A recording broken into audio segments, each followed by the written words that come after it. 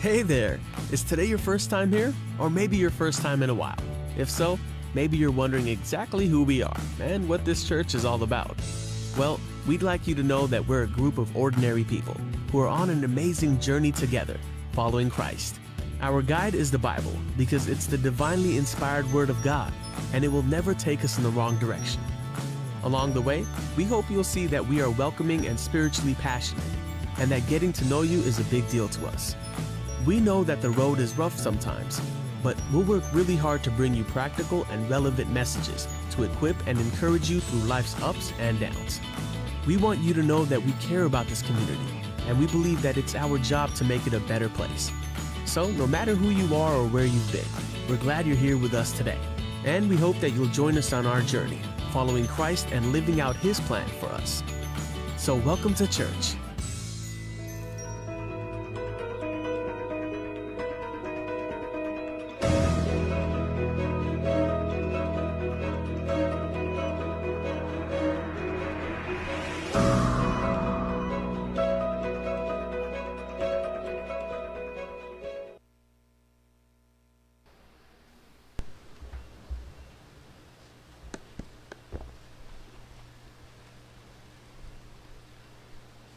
Sige, good morning po sa bawat isa. At happy anniversary, amen? Okay, sige, sa ating bago tayo magsimula, anyang pala tayo tatayo. At magkaroon tayo ng personal na panalangin sa Panginoon sa umagang ito. At pagkatapos nito tayo po ay mag-aawitan. Mga 1 hanggang 2 minuto na katahimikan. At manalangin tayo sa ating sarili sa Panginoon. Hingin natin yung kapatawaran sa mga pagkukulang natin at gabay ng Diyos. Sige po, simulan natin yung personal prayer natin.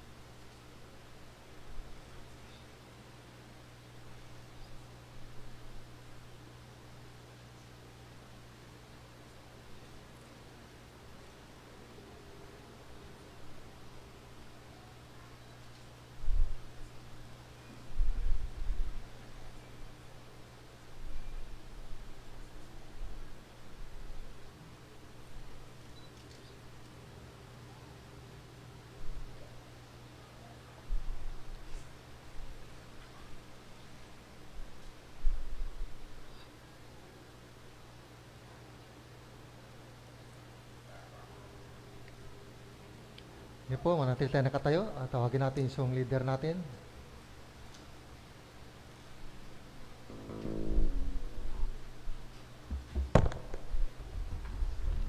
Magandang umaga po sa ating lahat.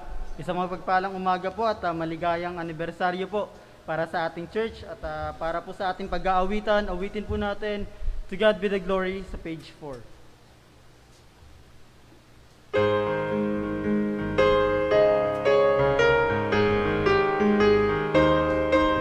At the first stanza, ready now, sing. To God be the glory, great things He hath done.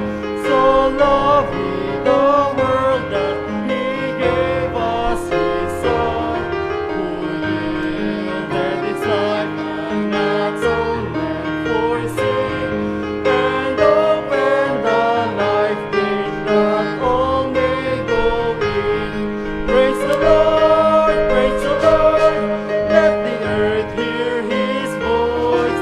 Praise the Lord, let the people rejoice. Oh, come to the Father through Jesus the Son, and give Him the glory. Great things He.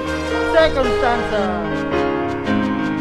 Oh, perfect redemption, the purchase of blood, to every believer, the promise of God, the mindless offender who truly believes that moment from Jesus upon. Chorus all together. Praise the Lord, let the earth hear His voice. Amen. Praise the Lord, let the people rejoice. Oh, come to the Father through Jesus the Son, and give Him the glory. Great things He has. Third stanza.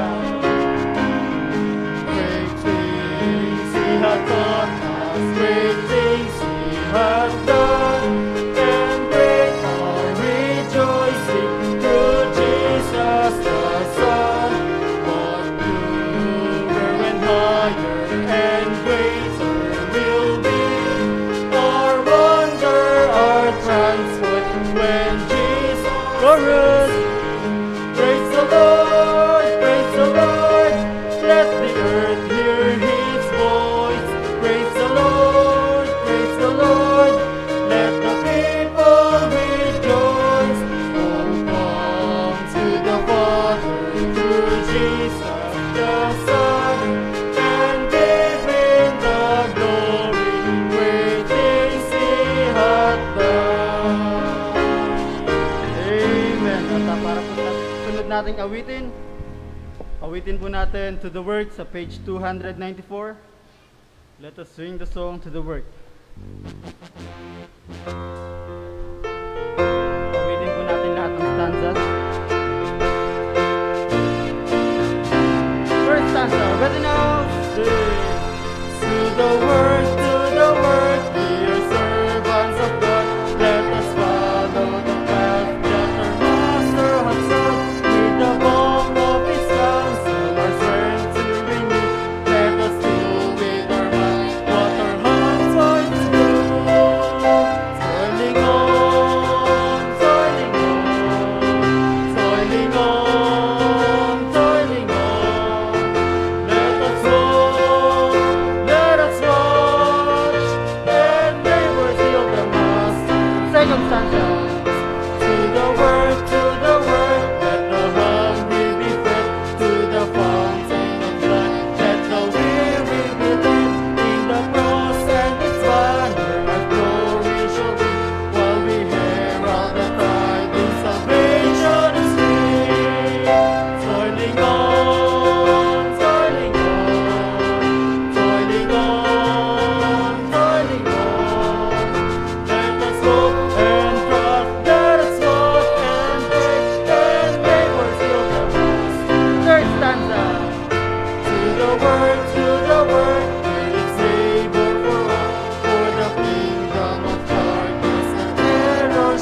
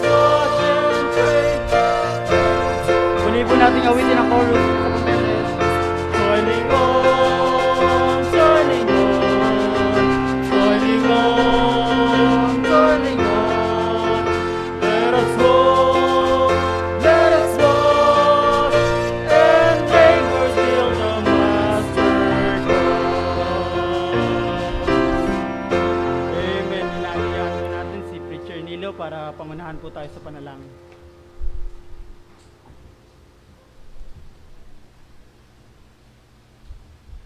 Okay, tayo po'y manalangin. Banal naming Diyos makapangyarihan sa lahat, Panginoon, maraming salamat po sa pagkakataong muli kami po ay makapaglingkod sa inyo, sa Espiritu at katotohanan, Panginoon. Maraming salamat po, Panginoon, sa ika-10 taon na katapatan mo sa aming church, Panginoon. Patuloy po na ikaw ang nangunguna nito, dakilang Diyos. Salamat po sa pagkilos niyo po dito, Panginoon, sa church na ito, dakilang Diyos. Panginoon, ihandaan niyo po ang aming mga puso, linisin niyo po ito, Panginoon, upang anumang mensaheng tanggapin namin, dakilang Diyos, mabusog ang aming mga spiritually. Salamat po, Panginoon, pagkakataong ito.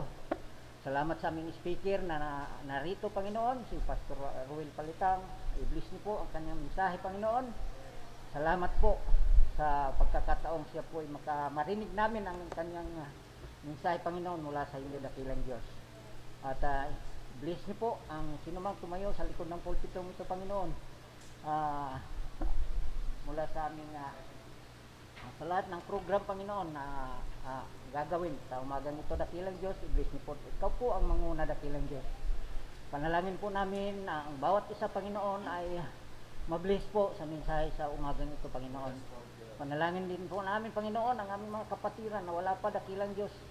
Tulungan niyo po sila, idako niyo po sila dito, makarating silang maayos, ligtas. At sa mga kapatiran po namin na naroon sa pamamahay nila, dakilang Diyos, sa mga online, dakilang Diyos, ikaw po ang siyang mag-bless din po sa kanila, dakilang Diyos. Sana po ma-bless din po sila at hanap-hanapin po nila ang salita ninyo, Panginoon. So, magang ito, pinapasalamatan ka namin, Panginoon, pinupuri ka namin sa pangalan po ng iyong anak na si Kristo Jesus. Ito po ang aming dalangin.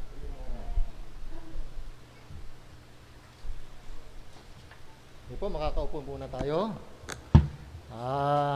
Welcome po, bawat isa, lalong-lalo na ating tagapagsalita. Wala tayong welcoming, bawal pa. Lalo na't naka-live tayo. Mag-ano lang tayo sa brief history kasi ang target natin, 10:30, tatayo na yung ating tagapagsalita para mababang oras niya. At yung brief history natin, magsisimula lang tayo dun sa una, bigla rin hanggang doon lang sa kung paano tayo na-organize, then pictures na lang ipapakita, wala tayong masyadong sasabihin. Sige po, para po sa ating brief history, mag-ano tayo ng picture slide para mas makita ninyo. Bibilisan lang natin. So yan po yung unang service na ginawa po doon sa Sampaloc Street.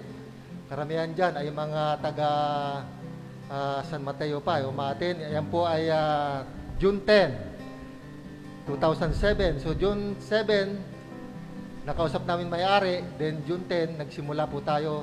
Hapon lang yan, mga kapatid. At next picture. Naku, nilagyan pa ng effects, tumagal tuloy. So ito yung mga unang original na taga-Talanay na pioneering. Unang-una yan, Sister Mirna lang natira. Sana wag na mawala. So yan ang unang-una naging members. Then next, yan yung August 19, 27, na-send out po ako as a former pastor ng Talanay Bible Baptist Mission pa yun. Yung pa rin mga member natin, may mga nadagdag, yung nasa bandang kanan, nasa baba. Then next slide, yan pa rin, binigyan tayo ng certificate. Ito po yung sige, tuloy mo, yan po yung nilinis yung church, yan yung mga naglinis, ayun naliliit pa nila. Yan yung mga naglinis ng church na unang ginamit natin. Ayan, pakibilisan mo na anak. Ayan, nililinis po yung church. Yung iba dyan, nagmerienda lang. Ito yung unang evangelistic na ginawa natin. So, 70, siniksik natin dyan ng 70. So, may mga nag-profess. Next. Ito yung unang baptism na nangyari. Yan yung unang mga binaptize natin. Then, sunod. Ito po yung unang BBS. Yung unang taon pa lang binabanggit natin. Unang BBS. Next. Ito po yung soul winning class natin. Ayan, mga tinuruan natin. Then, ito po yung overnight prayer meeting natin. Nagtuloy-tuloy po yung pastor. Itong pandemya lang, hindi natigil yung aming overnight prayer meeting. Ginagawa po natin dito yan, yearly. Sunod. Mga unang young people natin. Yan, sila may laliit pa. Ngayon, ay damulag na. Okay? Yan, yung unang ladies fellowship. Siniksik din yan doon. Sunod. Ito po yung first mission anniversary natin. Ang ating pastor din yung speaker natin. Yan, hanggang sa labas may tao. Sunod na. Ano to? Yung talent fest na ginawa natin. Sige, sunod. Ito na po yung fourth mission and church organization natin. Ayan, ay nanunumpa na tayo sa Watawat dyan. Yung sa Church Covenant. Diyan na po tayo na-organize. Dito na po yan. Yan, binigay na yung certificate of church organized tayo. Sige, next. Ayan na. Yung mga nung nag-organize tayo. Sunod. Ito na yung second mission natin. Doon sa yung malaking inupahan natin doon na church din. Sunod. Ayan yun. Second mission. Then, ito na yung third mission natin. Dito na rin yan. 2010. Ito yung second mission, first church. Anniversary natin. Dito na yan. Na-organize na tayo. Sige, tuloy mo na.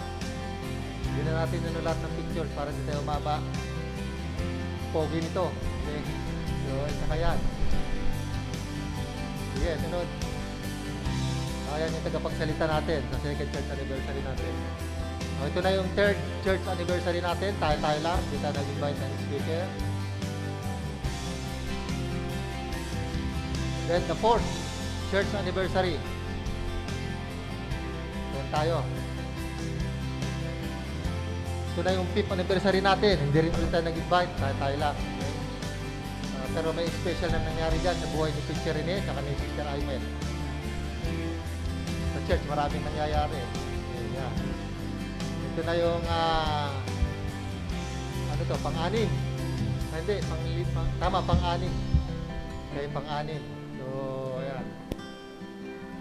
Then, ito yung first mission natin na ginanap dito, world mission.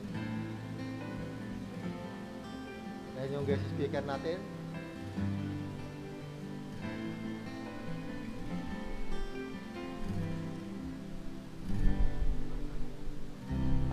Pang-ilan church anniversary to? 7th anniversary. Yung speaker natin dyan, si Pastor Palitang din. So, yung 8th anniversary. Ito, second mission, World Mission Conference natin. Natigil lang dahil sa pandemya. Then, yung 8th anniversary natin, wala na. Okay. So, mga kapatid, nagtuloy-tuloy na yan. Wala kasi tayong pictures noon. Camera natin, nasira. Kabili tayo, later on na. So, yan yung history ng church natin, mga kapatid. Di na natin nilagay lahat ng kwan natin kasi yung oras natin. So, salamat sa Panginoon, sa tulong ng ating pastor, ay na-organize tayo, nag-grow tayo, na hanggang ngayon ay sumusuporta pa rin sila. Sige, tawagin natin ang unang special na number, si Brother Erjan Salem.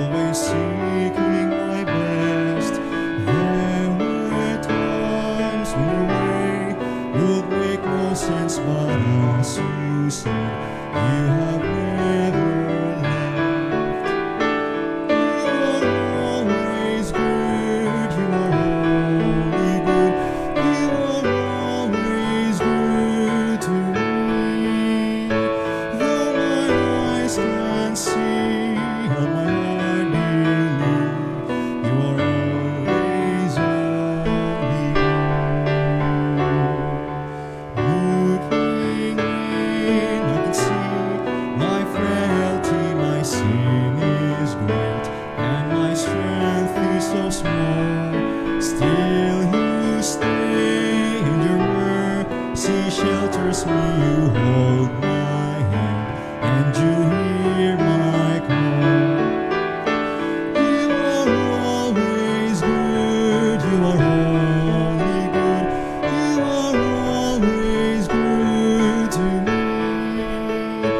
Though my eyes can't see, and my heart believe, you are always only good. Looking up, I can see your sympathy. I doubt myself, but I'm sure of your love. Lavish grace was poured out at Calvary, securing me for our home above. You are always good, you are only good, you are always good to me. Though my eyes can't see, though my heart believe, you are always only good. You are always good, you are only good, you are always good to me. Though my eyes can't see, but my heart believe, you are always only good. You are always only good. You are always only good.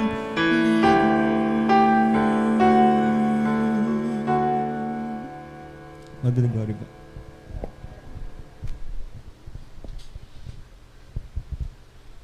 Sige po, kulit tayo tumayo para sa ating scripture reading. Buksan po natin Psalm 11 verses 1 to 10. Basahin natin the whole chapter. Salitan po tayo. Basahin ko po ang verse 1, then basahin sunod ka sa verse 2, tuloy-tuloy po yan. At sa verse 10, sabay-sabay po tayo. So babasahin po natin ng malinaw at maayos. Psalm 111.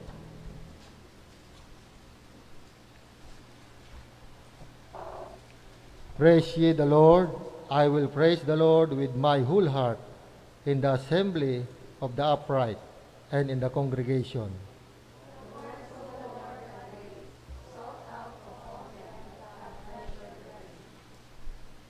His work is honorable and glorious, and his righteousness endureth forever.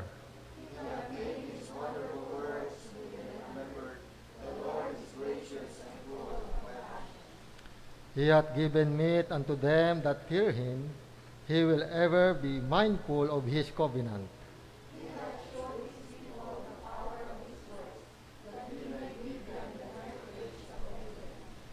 The works of his hand are verity and judgment.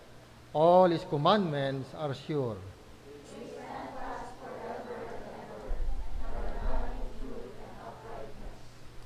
He sent redemption unto his people. He hath commanded his covenant forever. Holy and reverend his name. Tayo lahat sabay-sabay. Fear of the Lord is the beginning of wisdom. A good understanding of all their duties. His praise endureth forever.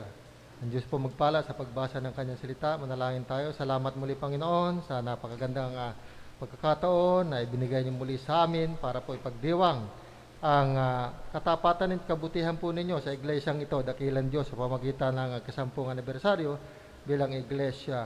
Nawa po, Panginoon, ay wala kaming ibang mabigyan ng papuri at kalatian kundi ikaw lamang, dakilan Diyos. Hayaan ninyo na mapaglingkuran namin kayo sa oras nito at tinataboy pa rin namin gawa ng diablo sa pangalan ni Jesus, dakilan Diyos. Salamat sa kapamaraanan ninyo at sa provision ninyo, dakilan Diyos. Sa pamagitan pa rin yung anak na si Kristo Jesus, ito po ang aming dalangin. Amen. So, maaari tayo makaupo at tawagin natin yung susunod na special number, Sister Marian and Leah.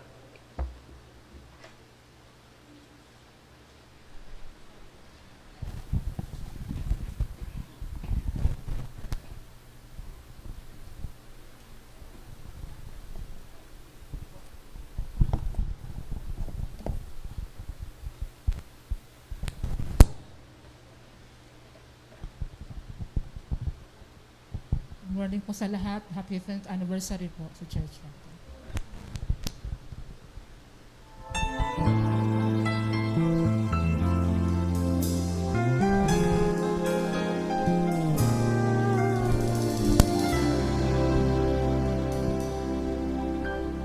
High upon this mountain, the sun is shining bright.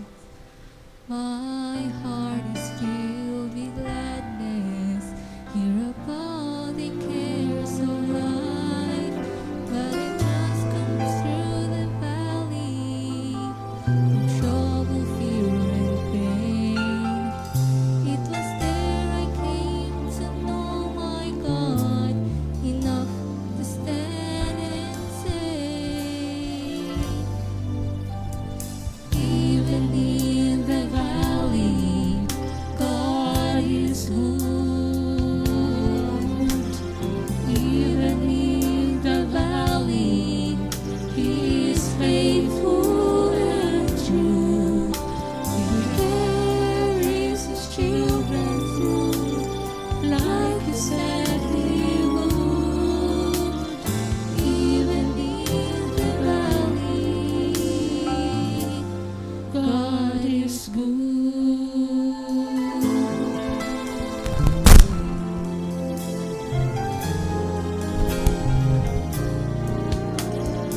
This road of life has led you to a valley of defeat. You wonder if the Father has heard your desperate plea.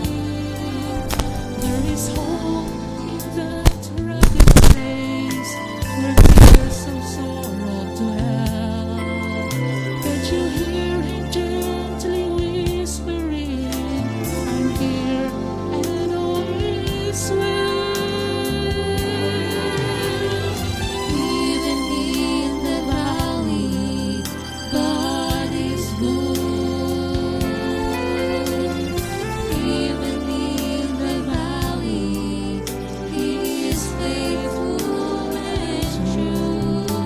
He carries His children through, like He said He would. Even in the valley, God is good.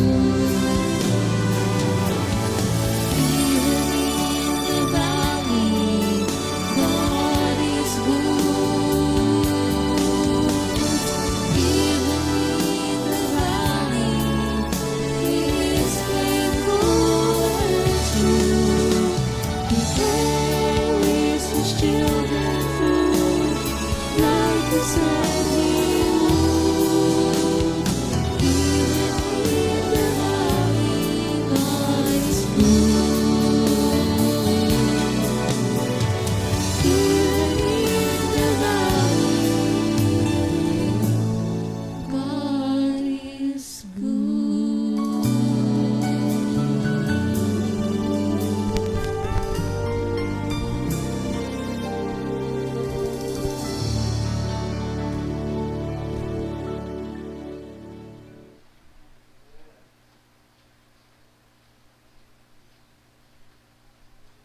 Tawagin po natin si Brother Antonio para po sa ating tithes and offering. Muli po tayo lahat ay magsitayo para sa ating doxology.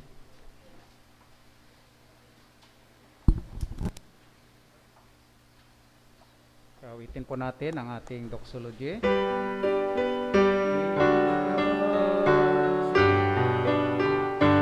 Praise God from blessing song, praising all creatures that below, praising above in heavenly hosts. Praise Father, Son, and Holy Ghost. Amen. Dakilang Diyos, muli po sa umagang ito, maraming salamat, Panginoon, sa ikasampung anibersaryo, Panginoon, na kami ay pinagkaisa mo sa isang pangalan. Salamat, Panginoon, sa pagmamahal mo sa bawat isa sa amin At salamat sa iyong mga salita, Panginoon, na siyang nagiging punla para sa aming ikalalago sa iglesyang ito, Panginoon. Maraming salamat, Lord God, sa umaga pong ito, sa mga biyaya ang aming nakamit sa loob ng 10 taon, Panginoon.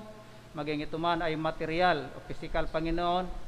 Kung hindi dahil sa iyong kabutihan, hindi namin ito natatanggap, Panginoon. Maraming salamat at muli, tanggapin mo ang aming alay, ang aming pagsamba, Panginoon, at ang bahagi ng pag-gather ng mga offering, Panginoon. Salamat sa ikapo at salamat din, Panginoon, na patuloy mong pagpalaguin ang mga hanap buhay ng bawat isa sa amin, Panginoon. Sa umaga pong ito, pinagkatiwala namin sa iyong lahat, sama ang pagpapuri, pagpasasalamat sa tanging pangalan ni Kristo Jesus. Amen.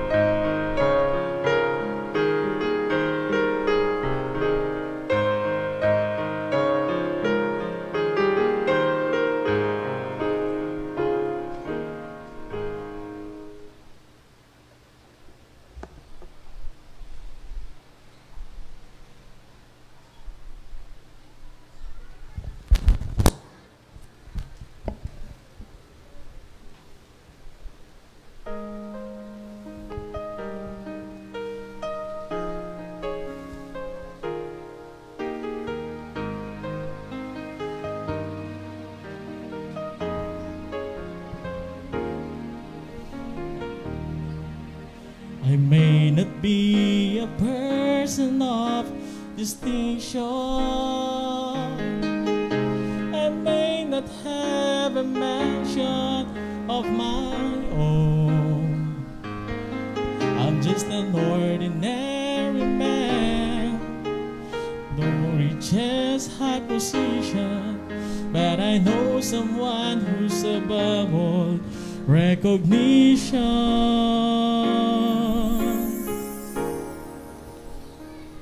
For I know Jesus,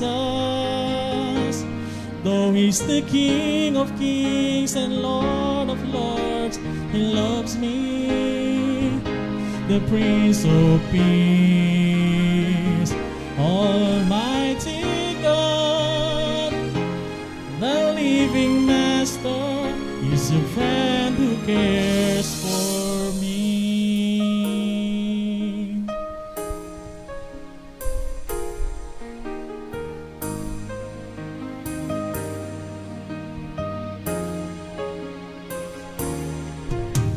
When I'm alone, He comforts me with His promises.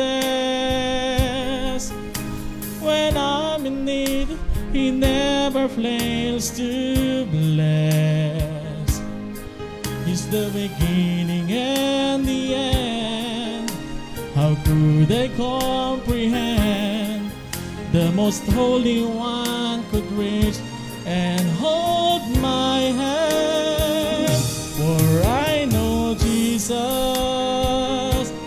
though He's the King of kings and Lord of lords, He loves me, the Prince of Peace, Almighty God, the living Master, is a friend who cares for me.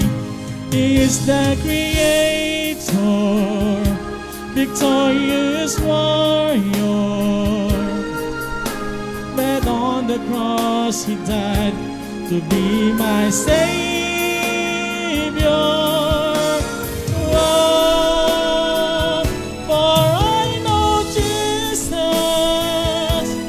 though He's the King of kings and Lord of lords, He loves me, the Prince of Peace, Almighty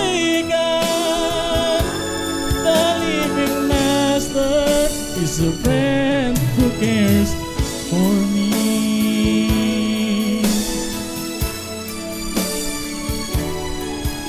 He loves me, the Prince of Peace. Almighty God, the living Master, is a friend who cares for me. The living Master is a friend who cares for me.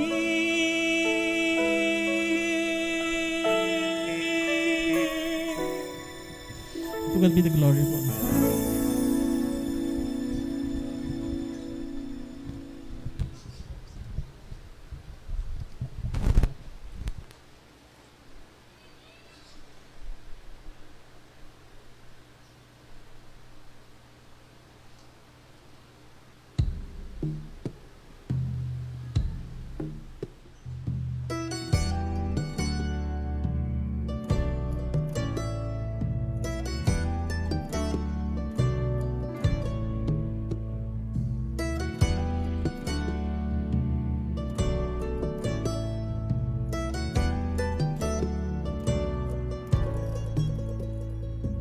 As morning dawns and day awakes, to you I bring my need. O gracious God, my source of strength, in you I live and breathe. Each hour is yours, my wisdom plan, each deed empowered by sovereign hands. Renew my spirit, help me set me glorified today.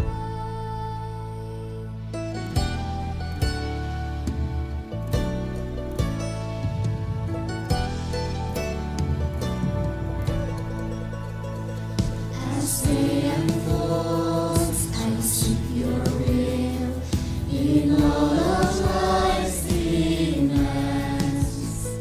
And though the tempter tries me still, I cling to your commands. Let every effort of my life display the matchless word of Christ. Make me a living sacrifice, be glorified today.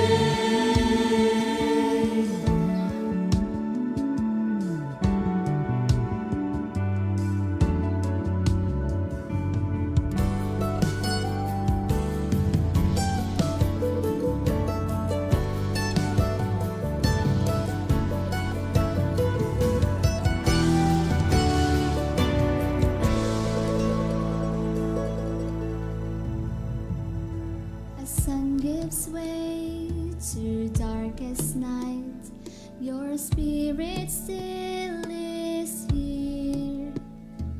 And though my strength fades like the light, new mercies will appear.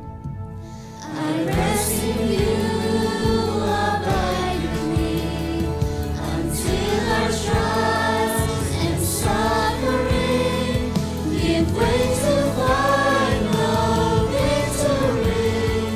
Be glorified today.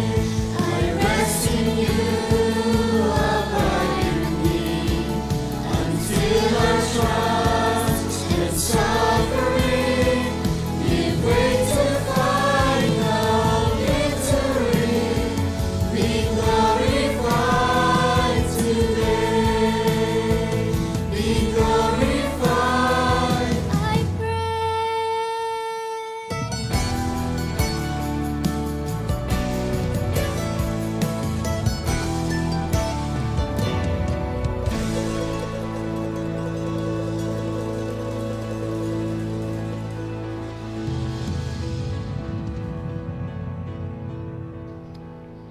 Amen. Salamat po sa mga youth natin na Talagang mahirap yung ginawa nila. Nag-practice sila isa-isa. Tapos sinarrange pa yan. So, purihin ng Panginoon. Bawal kasi yung tabi-tabi pa. Okay? Salamat sa Panginoon. At tayo po ay dadako na sa pinakamalagang bahagi ng ating selebrasyon. Of course, ang pagkain ng spiritual. Amen? At nagpapasalamat ako sa pastor natin na talagang hindi lumilimot dito sa atin, tumutulong, sumusuporta, anytime na kailanganin natin ay nandyan. Kaya naman most of our anniversary, siya yung speaker natin. Okay, so salamat pastor. So hindi ko nakahabaan para sa kanyang oras ay may bigay natin. So tawagin na natin. Hindi ko na masyadong mabibigyan ng mahabang introduction. Kilala natin siya. Reverend Ruel Palitang.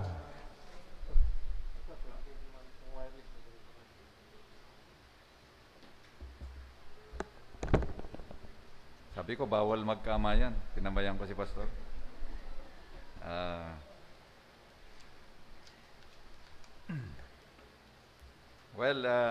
Isang mapagpalang umaga sa inyong lahat. Mula po sa San Mateo Baptist Church, nakikisaya kami sa inyong pagdiwang ng ika-10 taon ng katapatan ng Diyos sa inyong iglesia. Talaga namang napakabilis ang panahon. Sa mga nakikita ko ngayon, ito na ba siya? Ito na pala ang mga young people dito. Hindi ko akalain na ganito pala ka-talented at binigyan sila ng Panginoon ng ganitong mga kakayanan para maglingkod sa Panginoon. Ang nasa isip ko kasi mga malilit pa. Iba na pala yung ating naiisip. Na talagang hindi natin, kakaiba talaga ngayong mga panahong ito, no? Pati pag-celebrate natin ng anniversary ay napakahirap na hindi man lang tayo pwedeng daos ng normal. Sabihin kong parang abnormal. Dahil ngayon lang natin naranasan yung ultimong choir, nandyan na, pinapanood na lang natin. No? Bagamat napakahirap gawin yan. No? Hindi nga tayo makapagkamayan, hindi tayo makapagkwentuhan ng matagal. At may mga nakabara sa ating mga mukha. Hindi natin tuloy alam kung nakangiti yung kausap natin o nakasimangot, no? Hindi natin alam kung masaya ba siyang kausap natin dahil yung mata lang ang nakikita natin, ano? Kaya tuloy, hindi ko alam, baka mamaya habang ako nagpipres, hindi ko alam kung nakasimangot kayo o nakangiti kayo, no? Kaya napakahirap itong sitwasyon natin ngayon, ano? Pero ganun pa man, hindi naman tayo tumitigil dahil sa ang kalooban ng Diyos ay parating mayroon siyang layunin, no? Kaya hindi natin pinipigilan ang pagkilos at paggawa ng ating Panginoon at hindi natin talaga magagawa yon. Kaya tayo nagpapasalamat sa Panginoon sa pagbigay sa atin ng pagkakataon upang makapaglingkod kahit sa ganitong pagkakataon. Kaya nakikisaya kami sa tagumpay ng binigay sa inyo ng Panginoon sa iglesyang ito. At talaga naman ako, excited ako. Although, yan nga, nasabi nga ni Pastor na kadalasan ako yung nahihingan na mag-preach, no? Sana hindi kayo nagsasawa, no? Siguro dahil malapit lang ako, no? Kaya siyempre talagang ako naman ay natutuwa dahil nabibigyan ako ng pagkakataon upang muling i-share ang salita ng Diyos. Ito naman ang kagalakan naming mga pastor, no? Na ipangaral ang salita ng ating Panginoon. Okay? Kaya anumang kinakaharap natin, pandemya, sa lahat ng mga nangyayari sa ating paligid, talagang may layunin ang ating Panginoon. And by the way, hindi lang naman tayo ang nakaranas ng mga ganitong mga sitwasyon, no? Alalahanin natin that even in the history natin, noong tinatawag na yung Great Plague, no, noong 1665 to 1666, doon sa London na 75,000 ang namatay doon. No? Kung maalala ninyo ang Spanish flu na noong 1918 hanggang 1920, mayroong around 70 to 100 million ang namatay. Yung influenza na kung tawagin noong 1957 to 1958, 1,000,000 hanggang 4,000,000 ang namatay diyan. Napakaraming tao, no? Talagang hindi ma-imagine, no? At mayroon pang isang napakatinding pagsalanta sa buong daigdig noong time ni Genghis Khan, kung tawagin, sa Mongolian Empire. Talagang itong si Genghis Khan ay isang mabangis na pinuno. In fact, sa kanyang pagsakop sa iba't ibang lupain, ibang bansa, ay talagang napakatindi ang kanyang sinakop na mga nasyon. At sabi nga na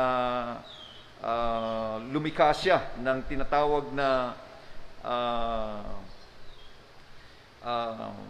Mongol Empire na noong 1206 nasimulan yan, at ang sinakop niyang mga lupain ay umabot sa 9 million square miles.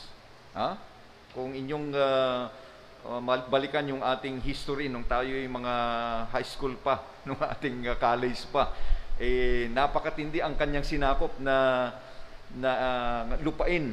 Okay? At napakaraming pinatay ng taong ito, at hindi pinahintulutan ng Panginoon. Dumating ang tinatawag nating bubonic plague o yung Black Death kung tawagin, na sumakop ng maraming bansa sa Europe, sa Asia, at mayroong tinatawag na 75 to 200 million ang namatay sa tinatawag nating bubonic plague na yan. Now, ang dahilan marahil kung bakit ang Mongolian Empire ay bumagsak ay dahil pinahintulot ng Diyos ang tinatawag nating pandemya na ito, at para hindi lalong kumalat itong imperyo na ito. At makikita natin na lahat ng mga bagay na ito ay may layunin ang Panginoon. Okay? Hindi po nagkataon, hindi po bagay na sabihin nating tsamba ang pangyayari. Kaya masabi ho natin na ang COVID-19 ay hindi po pandemya na nagkataon lamang, no? Hindi po totoo 'yon. So sa mga Kristiyano, naniniwala tayo na pinahintulot ng Diyos ito dahil meron siyang layunin. Okay? Kaya salamat tayo dahil mayroon tayong Diyos na makapangyarihan sa lahat. And sa aking pong mensahe na dadalhin sa inyo, dahil gusto kong tumugma din sa tema ninyo na arise and be doing. Okay? Kaya nais kong dalhin sa inyo ang mensahe na aking pinamagatang pagbangon at paglilingkod sa panahon ng pagsubok. Okay? At titingnan natin mula sa salita ng Panginoon kung ano ang prinsipyo, gabay na ibibigay sa atin mula sa kanyang salita, dahil kung mayroong mang individual na pwede nating kapulutan ng matinding aral ay walang iba kundi si Job. Na siya mismo ay nakaranas ng tinatawag nating matinding pagsubok sa buhay niya. Okay? Hindi man natin matumbasan o hindi man ipapahintulot ng Diyos ang kasing katulad ng dinanas ni Job. Siguro naman kung ipahintulot ng Diyos yun, aywan ko lang kung ano ang sitwasyon natin. Napakatindi. At bukod tanging si Job ang nakaranas ng ganitong klase ng malapandemya na pagsubok ng kanyang buhay. Okay? Pero hindi naman natin kinukumpara ang sarili natin sa kanya. Okay? Dahil kung mayroong mang kapareho natin kay Job, hindi man natin pareho ang kanyang pinagdaanan, pero parehas tayo na mayroong Diyos na nagbibigay sa atin ng comfort sa mga panahon ng ganitong malapandemya na sitwasyon natin individually at sa ating pamilya. Okay? Kaya titingnan po natin at bibigyan natin ng buhay ang mga talata na ating titingnan. Bagamat sabi ko nga kay Pastor na baka naman pwedeng makisuyo ako na basahin ang Job 38 hanggang 42, advanced reading na bago ako mag-preach. Dahil hindi ko magagawa yon na basahin dito dahil napakahaba niyan. Okay? Kaya yun po yung titingnan natin na ilan sa mga talata doon sa bungad ng libro ng Job ay titingnan din natin. Okay? Dahil ang buhay ni Job ay tugma doon sa ating tema na bibigyang buhay na arise and be doing. Okay? Dahil alam nyo, sa panahong ito, hindi lang basta't sabihin natin na sa isang tao na nakakaranas ng mga pagsubok sa kanyang buhay, hindi natin basta't masabi lang na manampalataya ka sa Panginoon, bumangon ka, magpakatatag ka. Okay? Hindi lang natin basta't sabihin sa kanya na ipinapanalangin ka at kinakailangan palawakin mo ang iyong pananampalataya. Dahil kung wala hong basis yung mga encouragement natin sa isang tao na dumadaan ng tinatawag nating pagsubok, parang hangin lang yun. Parang tayo'y nagsasalita lamang na sinasabi natin na okay lang yan, magpakatatag ka. Pero tayong mga Kristiyano ay may basis tayo na kung bakit nasasabi natin sa isang mananampalataya sa gitna ng kanyang pagsubok na magpakatatag siya, bumangon siya at maglingkod sa Panginoon. Okay? So titingnan ho natin kay Job kung paano siya nakumbinsi sa buhay niya, dahil alam natin, kung basahin niyo ang buong libro ng Job, napakaganda ang chapter 1, chapter 2, chapter 42. Pero yung pagitan noon, minsan hindi natin napapansin. Di ba? Minsan nakatingin lang tayo doon sa, ang ganda naman ng blessing ni Job. Okay? Ang ganda naman ng pinagkaloob ng Diyos na biyaya sa kanya. Pero hindi natin nababasa ang gitna nito. Kaya paano nakumbinsi si Job? Kasi nanghina ang kanyang pananampalataya. Bumagsak din siya. Siya ay katulad din natin na tao. Siya ay katulad natin na mananampalataya, pero pinanghinaan ng kalooban. Na-discourage din siya. Okay? May mga bagay na kanyang sinabi na talagang maaring hindi rin natin masabi. O maaring may mga nasabi siya na parang nasabi din natin ito nung tayo ay nanlumo, nung tayo ay na-discourage. Kaya gusto kong simulan doon sa mga talata, doon sa Job chapter 3, no? Kasi kung babasahin ninyo ang Job chapter 3, makikita ninyo na dito ay ito yung time na talagang hindi mo akalain na masabi pala ni Job ang tinatawag nating mga salitang ito. Okay?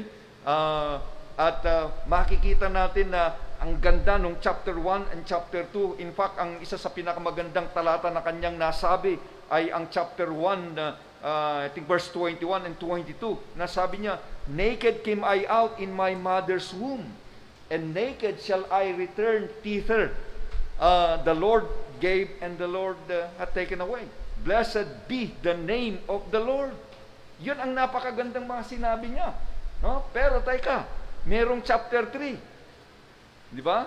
Ano ba ang nilalaman ng chapter 3? Sa kabuuan ng lahat ng chapter 3, dahil hindi natin mababasa lahat yan, Bibigyan ko kayo ng pinakabuod, ng pinaka-summary ng sinasabi niya doon sa chapter 3. Okay? Na ito yung sinasabi niya na sana hindi na lang ako ipinanganak. Napansin niyo yan? Kung basahin ninyo yung chapter 3, lalo na doon sa Tagalog, may mga words siyang ginamit na paulit-ulit. Sana hindi na lang ako pinanganak. Sana hindi na lang nagliwanag ang araw na ako'y pinanganak. Mga ganon, no? Kaya tingnan natin yung mga ilan sa mga talata. Tingnan niyo ang verse 1. Kinalaunan, nagsalita si Job. Isinumpa niya ang araw na isinilang siya. Sinabi niya, isinusumpa ko ang araw na ako'y ipinanganak. Ang bigat, Verse 4, naging madilim na lang sana ang araw na iyon at hindi na sinikatan ng araw. Kinalimutan na lang sana ng Diyos sa langit ang araw na iyon. Nanatili na lang sana itong madilim o natakpan ng makapal na ulap. Verse 6, kinuha na lang sana ng kadiliman ang gabing iyon nang ako'y isinilang. At hindi na sana napabilang sa kalendaryo. Verse 7, hindi nga lang sana ako pinanganak sa gabing iyon at wala ring sanang kasayahan noon. Now, tingnan niyo ang verse 8. Sumpain nawa ang gabing iyon ng mga manunumpa na alam kung paano pakilusin ang Leviathan. Verse 9, hindi na sana sumikat ang tala sa umaga ng araw na iyon at hindi na sana dumating ang bukang liwayway. Verse 10, isinumpa ko ang araw na iyon. Kita niyo paulit-ulit, talagang ang bibigat itong mga binigkas ni Job. Verse 11, mabuti pang namatay na lang ako sa sinapupunan ng aking ina. Verse 13, kung namatay na sana ako noon. Talagang makita niyo paulit-ulit. Ibig sabihin, kung bigyan mo talaga ng buod nito, nagwi-wish si Job na sana hindi na lang ako pinanganak. Ano ang gagawin mo sa taong ito na ganito ang mga salita niya? Paano mo siya i-encourage? Paano mo bigyan siya ng tinatawag na kalakasan para siya ay bumangon at maglingkod sa Panginoon? Napakahirap, di ba? At maaaring may mga ganitong bagay na ating nabigkas. Lalo na sa mga nakalipas na mga panahon o di kaya sa atin personally, na nababanggit natin yung mga ganito, na may mga wish tayo na sana hindi na lang ako nabuhay.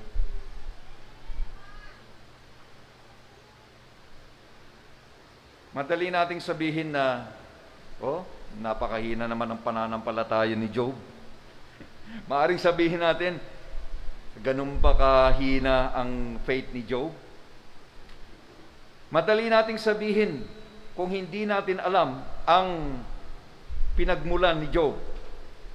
Madali nating i-judge ang ganitong mga tao kung hindi natin nababasa kung ano ba si Job, sino ba siya, ano ba ang pinanggagalingan niya. Okay? So, tingnan ho ninyo, sa mga, by the way, marami pang iba, Hindi lang sa chapter 3 ninyo mababasa ang mga nakakadiskurahing mga salita na kanyang binitawan. Dahil makikita din natin dyan sa Job 6:9 that he would lose his hand and cut me off. Sa chapter 7 verse 6, my days come and end without hope. Chapter 9:21, I despise my life. Sa chapter 10 verse 1, my soul is weary of my life. Okay, chapter 10 verse 18, would that I have died. Sana namatay na lang ako. Okay, chapter 17 verse 1, my spirit is broken. The grave is ready for me. So marami pang mga ibang mga verses, sa kakulangan ng oras ay hindi ko na mababasa ang lahat ng mga talatang iyan. Pero sabi ko nga sa inyo, bago natin i-judge si Job, na bakit napakahina ang kanyang pananampalataya, maaring sabihin natin na ganon. Pero ang tanong ay, sino ba si Job? O ano ba ang meron siya? Okay, sa chapter 1 verse 1 to 3, makikita natin kung sino si Job. Ang pag-describe ng Biblia kung sino si Job, anong sabi diyan sa verse 1? There was a man in the land of Uz, whose name was Job, and that man was what? Perfect, matured, upright, one that feared God and eschewed evil. So makita natin, ito pala si Job ay matapat na mananampalataya. Okay? Siya pala ay isang mananampalataya na talagang makitaan ng magandang halimbawa. Okay? So ano ba ang meron si Job?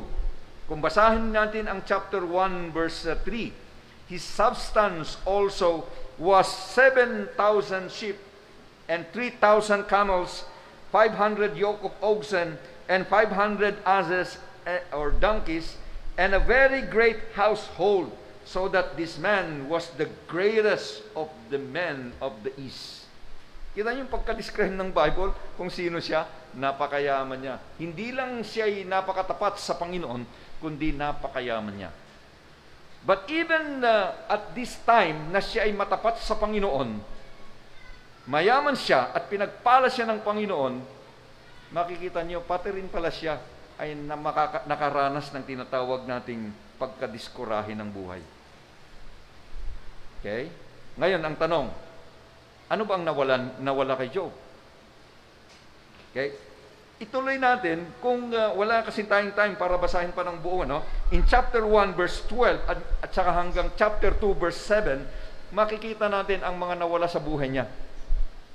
Nawala ang kanyang kabuhayan, bangkarote siya sa isang araw. Yung napakayamang tao, nawala ang kanyang kayamanan niya. 10 anak niya namatay sa isang araw. Wow! Sino ang mayroong ganong kwento sa buhay? 10 anak. Mayroon tayo nababalitaan, 3 anak, 2 anak, namatay. 4. Pero yung 10, mukhang wala pa akong nabalitaan. Okay? At hindi lang yon, nagkaroon siya ng karamdaman. Boils, kung tawagin sa Biblia. At hindi lang yon, nawalan siya ng mga kaibigan. Mayroong ngang natira 3, pero mga persecutor naman niya. Lalo pang diniscourage siya. Dahil sabi niya, kaya nga nagkakaganyan yung buhay niya kasi may kasalanan siya. So makita natin na nawalan siya ng mga kaibigan, nawalan siya ng pati mga kapatid niya ay iniwanan siya. Bakit ko alam yon? Because in chapter 42, verse number 11, makikita niyo doon na noong binalik ng Panginoon lahat ng meron siya, nagsibalikan din yung mga kaibigan niya, nagsibalikan yung mga kamag-anakan niya. Ganoon naman siguro talaga, no? Kung kailan ka na lugmok, kailan ka na bankrupt, iiwanan ka ng tao Pero kapag mayroon ka, abay, nandyan naman sila. Okay? So, ganun ang nangyari sa kanya. So, ito si Job. Sino siya? Ano ang meron siya? At ano ang nawala sa kanya? Kaya nga pagdating mo doon sa chapter 3, kaya pala ganito katindi ang kanyang mga sinabi. Kaya pala ganito ang mga wish ng meron itong si Job. Na sana hindi na lang ako ipinanganak. No? Sana hindi na lang ako nabuhay. Sana namatay na lang ako sa sinapupunan ng aking nanay. So yun yung mga wish niya. Kaya paano natin i-encourage yung mga ganitong klase ng mga mananampalataya na dumadaan, hindi man katulad ni Job. Pero ang tanong ngayon, tingnan natin, discover natin sa Biblia, paano nakumbinse at paano si Job nakawala doon sa pagka-discourage niya. Paano si Job tumindig at naglingkod sa Panginoon. Paano siya nag-arise and be doing? Sabi nga, yan nga ang theme. Diba? So napakaganda na alamin natin mula sa salita ng Panginoon, ano ba yung naging daan para siya ay tumindig at makabangon muli.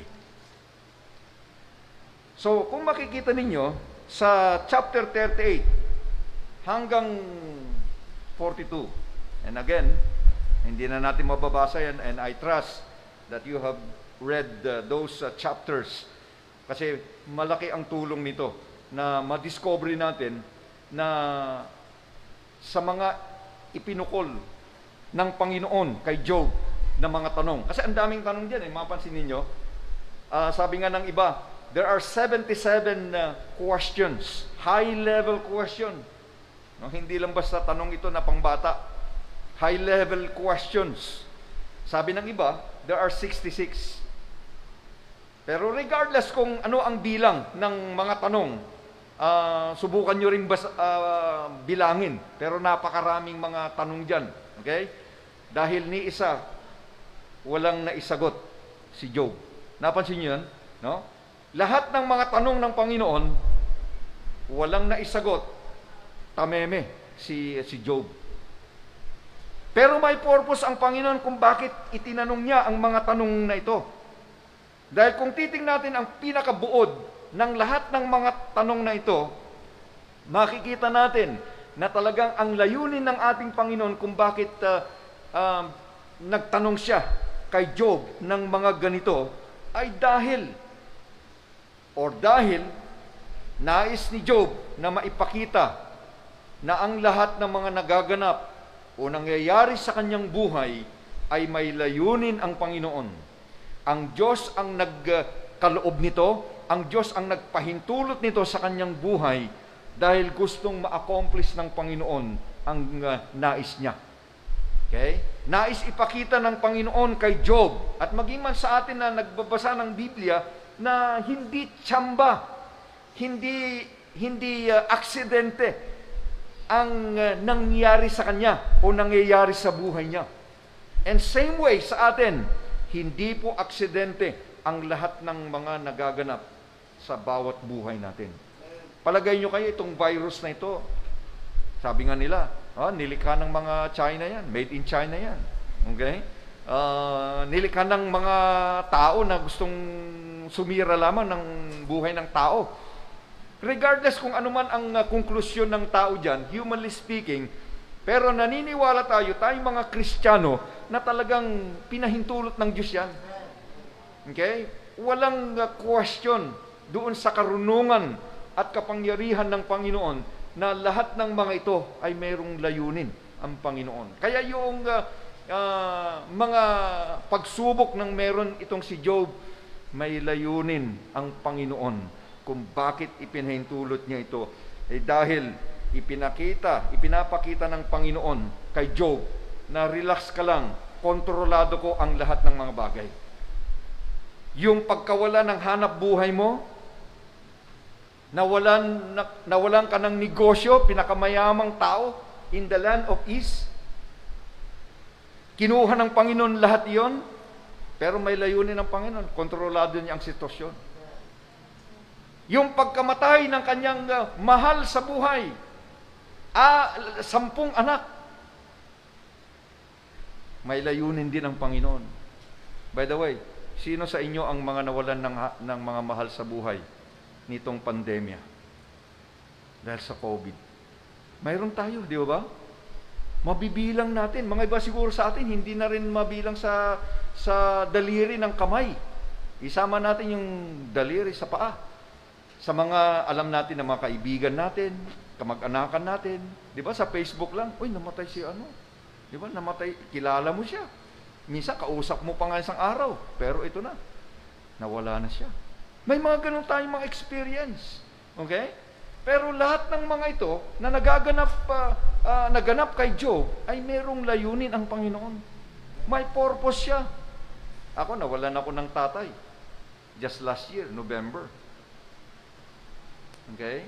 Kaya talagang makikita natin na mga ganitong sitwasyon, mga ganitong kaganapan ay hindi ito masabi nating tsamba, kontrolado ng ating Panginoon. Kaya makikita natin dito sa mga ipinukol na mga tanong ng Panginoon kay Job ay pinapakita lang niya na ako ang nagpahintulot nito, itinakda ko ang lahat ng mga ito, at ako ang kokontrol nito. So yun yung pinakabuod, no? Sa napakahabang mga tanong na ibinigay ng Panginoon kay Job. Pero sa napakaraming tanong na ito, makikita natin na mayroon lamang tatlong tanong o mga tanong na ibinigay ng Panginoon.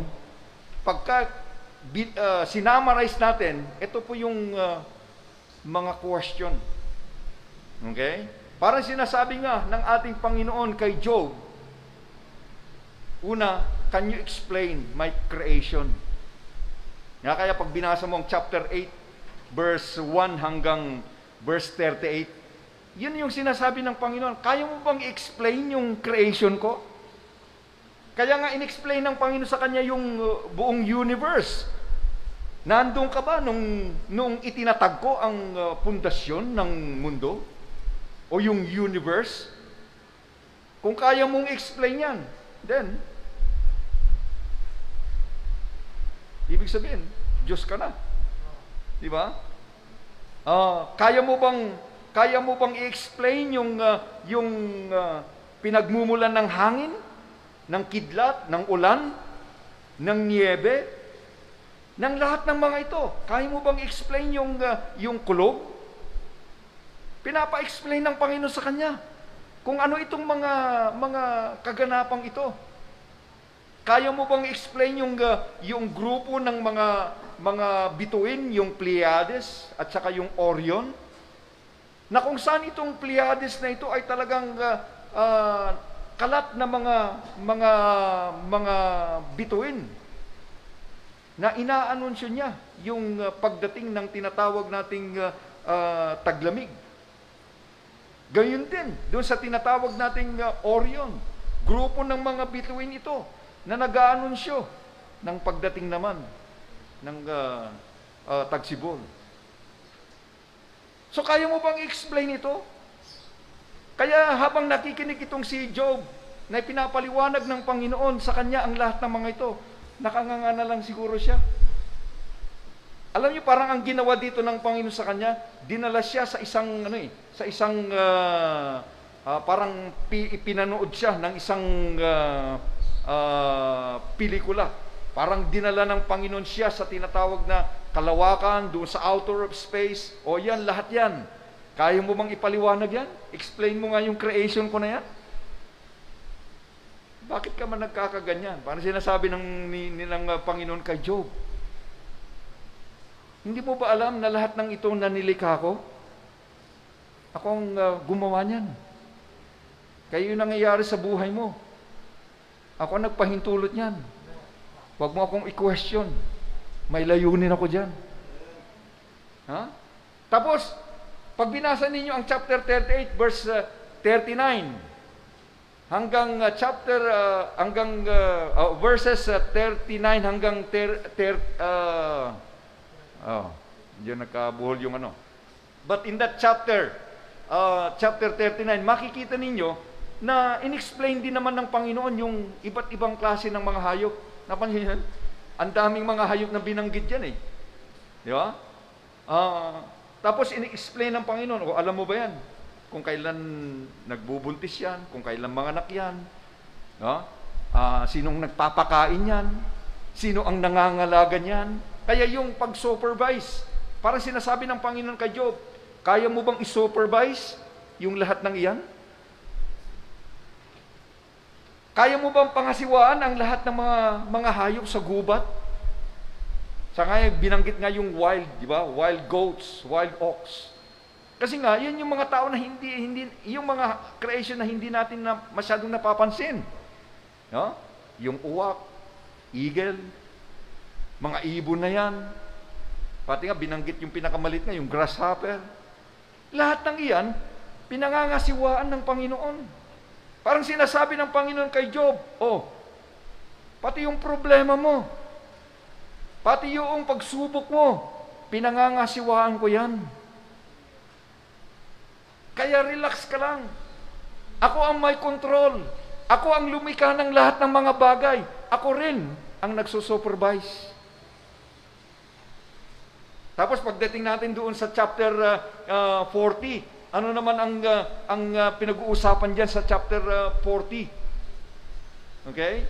Makikita ninyo, diyan binanggit yung mga dambuhalang mga nilikha ng Panginoon, mga hayop. Binanggit nga diyan yung behemoth. Binanggit nga diyan yung of course alam na natin yan sa atin, ano?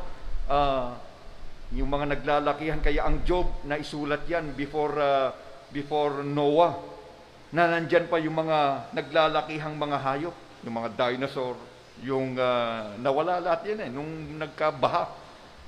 Talagang winala ng Panginoon yan Biro mo kung sipin kung nandyan pa rin yung mga yan. Kaya in-explain ng Panginoon yan. Etong mga naglalakihang mga hayop na ito, kontrolado ng Panginoon. Siya ang may hawak nito. Siya ang nagpapasunod nito. Walang tao na kayang magpaamo nitong mga napakalalaking mga nilikha ng Diyos, kundi ang Diyos lamang. O ngayon, ikumpara mo yung liit ni Job doon sa napakalalaking mga hayop na nilikha ng Panginoon. Ikumpara mo si Job sa araw na nilikha ng Panginoon, yung mga planeta. Di ba? Yung universe na ginawa ng Panginoon na napakalaki. Kumpara mo kay Job. Napakaliit niya. Nakita nyo? Yun yung ginagawa ng Panginoon dito Talagang napakahalaga na makita ni Job ang lahat ng mga ito. Kaya nga, tingnan ninyo yung mga sagot ni Job sa verse number, sa chapter 38, verse number 3. Makita nyo, no? Sabi niya dyan, gird up now thy loins like a man. Kasi mayroong dalawang bahagi ng sagot ni Job Okay? Noong nag-explain ng Panginoon tungkol sa kanyang creation, sinabi niya sa unang bahagi ng sagot ni Job, kasi sumagot din si Job Ang tanong, ano ang kanyang sagot? Tingnan nyo ang chapter 40 verse 3 to 5. Then Job answered and said, behold, I am vile. What shall I answer thee? I will lay my hand upon my mouth. Once have I spoken, but I will not answer. Yet twice, but I will proceed no further. Wala talagang siyang naisagot. Kaya nga sabi nga niya, ako'y napakarumi. No? Talagang nakita niya yung sarili niya. Talagang napakaliit ko. Ano ba itong ginagawa ko na ako'y nagsasalita laban sa Panginoon? Bakit naguwis ako na sanang hindi na lang ako pinanganak? Pero sabi niya, ilalagay ko ang aking kamay sa aking bibig. Di ba? Parang expression niya, wala na akong magagawa, wala na akong sasabihin. Tameme ako. No? So yan yung unang bahagi ng sagot ni Job. So wala siyang naisagot. Tahimik siya. Pangalawang bahagi ng kanyang sagot sa chapter 42 verse 1 to 6. Tingnan niyo. Then Job answered the Lord and said, I know thou canst do everything. Makita natin dito, no, na talagang nasabi niya na alam ko magagawa mo ang lahat ng mga bagay. Okay? And that no thought that can withhold them from thee. Walang sino mang makapagpipigil sa iyo. Who is he that hideth counsel without knowledge? Therefore have I uttered that I understood not. Sinasabi ko ang mga ito na hindi ko naunawaan. Many times, ilan ba sa atin minsan ang mga may binitawang mga salita pero hindi mo naintindihan yung sinasabi mo? Ganon ang sinabi dito ni Job. Things too wonderful for me which I knew not. May mga nakamamanghang mga bagay na hindi ko alam. Hindi na talaga niya alam yun. Kaya nga yung nangyari sa buhay niya. Kaya nga kung alam lamang ni Job na merong chapter 42 ng kanyang buhay, hindi siya magko-complain. Tama? Hindi siya magrereklamo. Hindi niya sasabihin ang chapter 3. Kaso hindi niya kasi alam yun eh. Alam ng Diyos yun na may chapter 42. Pero hindi alam ng Job. Akala niya hanggang chapter 3 lang siya, chapter 4, and so on. Akala niya talagang mamamatay na siya sa kanyang karamdaman. Siguro yun yung kanyang naiisip eh. Talagang wala na. Wala nang pag-asa. Tigil ng buhay ko dito. Karamdaman na ito. Matinding karamdaman na ito. Ikamamatay ko na ito. Pero hindi alam ni Job yung pag-uusap ng Panginoon kay Satanas. Di ba may usapan sila? O, huwag mong kunin ang buhay niya. Sige. Kunin mo lahat ng kanyang ari-arian. Sige. Bigyan mo siya ng karamdaman. Pero teka, huwag mong patayin yan. No? Akin ang buhay niyan. Ako ang nagdidesisyon kung kailan mamamatay yan. Kung alam lamang ni Job yun, hindi siya magko-complain. Tama? Pero may chapter 42 kasi. Di ba? Kaya makita natin dito na nasabi niya na I uttered that I understood not things too wonderful for me, which I knew not. Hindi ko alam. Here I beseech thee, verse 4, and I will speak, I will demand of thee, and declare unto me, I have heard of thee by the hearing of the ear, but now mine eyes seeth thee. Kasi kinakausap siya ng Panginoon eh. Talagang ibang klase itong kay Job, narinig niya mismo yung tinig ng Panginoon. Talagang kinakausap siya ng Panginoon. Alam mo, kung gusto mo marinig ang tinig ng Panginoon, basahin mo ang Biblia. Minsan naghahanap ang tao, asan yung boses ng Panginoon? Asan yung tinig ng Panginoon? Bakit hindi ako kinakausap? Kasi nga, hindi mo binabasa ang Bible. Wala na yun. Tapos na yung mga panahong yun na ang Panginoon ay nakikipag-usap ng direkta. Kaya ngayon, kung gusto mong marinig ang tinig ng Panginoon, umattend ka sa church. Makinig ka. Basahin mo ang Biblia. Nandyan ang tinig ng Panginoon. Kaya pala hindi mo naririnig ang tinig ng Panginoon kasi hindi ka na uma-attend. Pero dito sa Batasan Hills, alam mo na uma-attend kayo. Okay? Pero sabi ng iba, pandemya pa naman eh. May restriction pa. Naintindihan naman natin yon. Pero teka, mayroon namang live streaming. So makinig tayo, no? Okay, medyo nawala ako. Okay. So yun yung pinakita ng Panginoon kay Job at yung sagot ni Job. Kaya nga sabi niya sa verse 6, sabi niya, wherefore I abhor, kinakahiya ko, parang sinasabi, kinakahiya ko ang aking sarili. Nagsisisi ako in dust and ashes. Kasi nandun siya nakaupo sa sa mga abo eh. Kinukuskus niya yung mga yung kanyang ketong, parang bulutong, yun na. Boys kasi ang tawag ng sa English, kinukuskus niya yun. Ng mga broken jars. Makati siguro talaga, no? Kaya sabi niya, nagsisisi ako. Ikinakahiya ko ang aking sarili. Yan yung sabi niya sa Panginoon. Ay, talaga naman nakakahiya yung mga binitawan niya mga salita, no? Sa chapter 3. Bakit mo naman sabihin yun sa harap ng Diyos? Ang Diyos ang nagpahintulot na mabuhay si Job, iluwal sa tiyan ng kanyang nanay, dahil may purpose ang Panginoon. Alam niyo, kung wala po si Job, wala tayong libro na tawag kay Job. Tama? Wala sana tayong ganitong preaching ngayon. Wala na sana tayong pinagkakakuhanan ng mga encouragement mula sa salita ng Panginoon. Salamat, no? At hindi alam ni Job na hanggang 2021 aabutin yung ganitong encouragement. Hindi alam ni Job na hanggang ngayon Pinag-uusapan pa rin natin siya. Nagiging encouragement pa rin ang buhay niya.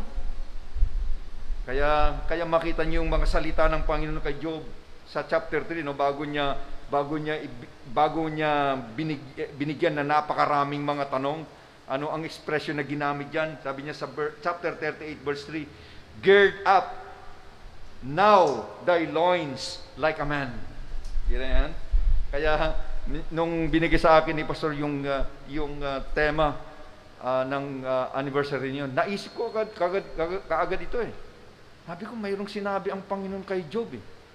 Na sabi niya, tumindig ka, arise and be doing. Parang yun eh. Tumindig ka, maglingkod ka. Parang sinasabi yan ng Panginoon kay Job, gird up thy loins like a man. Dalawang beses yan. Chapter 38, tsaka chapter 42. Ngayon, ang tanong, ano bang expression na ito? Ang expression na ito, na sinasabi kapag isali natin sa Tagalog, bigkisin mo ngayon ang iyong mga balakang parang lalaki. Isang expression ito at kagawian ng mga lalaking mga Hudyo na may mga suot na mahahaba. Binibigkis yung bewang, at pagkatapos ito itinatali na sinasabing handa na sa mga gawain at handa nang makipagbaka. Parang gano'n, di ba? Parang may expression tayo ngayon na, alam niyo, pag may mahabang damit, naglilislis ka. Di ba? Nililislis mo yung mahabang handa na ako, gagawa na ako, kikilos na ako. Kumisan may mga gano'n sa mga bata, no? Pagka makita mo yung mga bata, pag nag-aaway, tinatas pa yung mga damit, handa na ako. Di ba? Minsan pa nga yung sinelas, talagang tinatanggal pa, handa na ako. Parang yan yung sinasabi ng Panginoon kay Job. Ihanda mo yung sarili mo. Gird up thy loins like a man. Ihanda mo yung sarili mo. Bibigyan kita ng mga tanong. Sagutin mo yan. And I do believe, pagkatapos nun, talagang naging handa si Job. At talagang nagpatuloy siya sa paglilingkod sa Panginoon. In fact, hindi lang naman sa expression na yan, pati nga si Pedro ginamit din yan sa 1 Peter 1 verse 13. Wherefore, gird up thy loins of your mind.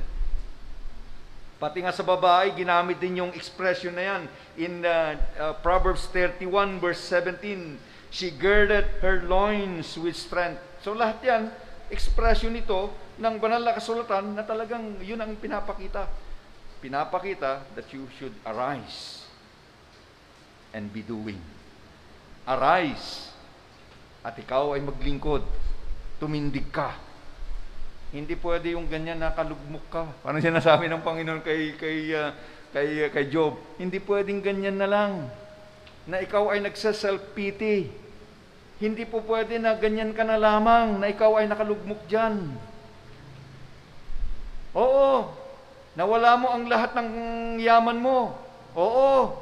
Nawala ang lahat ng mga anak mo, 10. Oo, naintindihan ko, pati yung asawa mo, sinabihan ka. Isumpa mo na ang Panginoon at mamatay ka na. Di ba nakita yan? Sinabi ng asawa niya na. Nang maintindihan naman ninyo siguro si Mrs. Job. Dahil sobra naman yung dinanas ng aking mister. Pati kabuhayan namin, siyempre, 10 anak. Kung sino man ang mga may malapit na kalooban sa mga anak, ang nanay, siyempre, di ba? 10 anak yun eh. So maintindihan mo rin yung sinabi ni Mrs. Job, di ba? Sumpahin mo ng Panginoon at mamatay ka na. Pero dapat din talaga, hindi niya pwedeng sabihin yon, di ba? Kaya talagang punong-puno ng discouragement si Job. Pati mga kaibigan niya, pinersecute siya instead na encourage siya. Sino sa inyo sino ang mga kaibigang totoong mga kaibigan na dumalaw kapag dumarating ang mga pagsubok sa buhay mo? Napakasarap sanang pakinggan. Pinagpipray kita.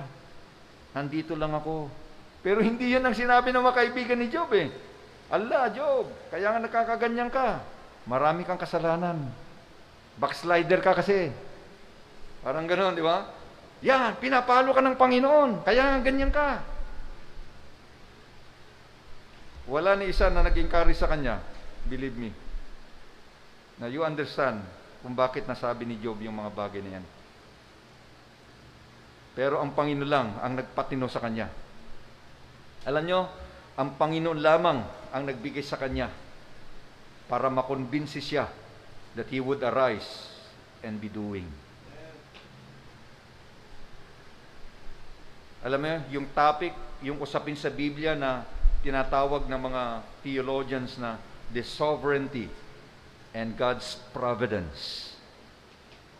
Yan ang napakagandang usapin sa banal na kasulatan.